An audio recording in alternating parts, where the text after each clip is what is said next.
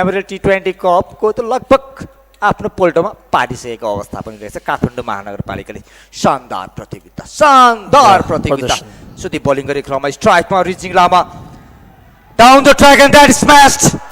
4 हुन्छ या हुँदैन? 4 भएको छ। आफ्नो हाउस शतक पनि पुरा गरेको छन् रिजिङ लामाले।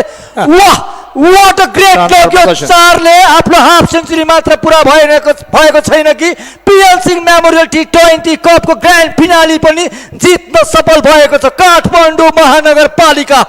That's a great duck from Rijing Lama. सुन्दर प्रहार 34 बलमा आफ्नो अर्धशतक प्रहार गरे। यो 4 प्रहार गरेर ग्रेट डक नट आउट रहे। खेललाई फाइनल खेललाई आफ्नो पोल्टमा पनि जिततर्फ उन्मुख गरायो रिजिङ लामा।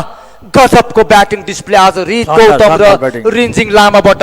पिएल सिंह मेमोरियल टी20 कप ऐतिहासिक प्रतियोगिताको जित दर्ता गर्न सफल रहेको छ काठमाडौँ महानगरपालिका। यो 4 मात्र थिएन, यो जिततर्फ उन्मुख गराउनको लागि जित दर्ता गर्नको लागि बटुलेको रन पनि रहेको थियो त्रिवी अन्तर्राष्ट्रिय क्रिकेट रङ्गशालामा। गजबको ब्याटिङ प्रदर्शन यी दुवै प्रारम्भिक ब्याटर्स काठमाडौँका लागि रित गौतम र रिजिङ लामा शानदार साझेदारी गरी जितको आधारशिला बनाएर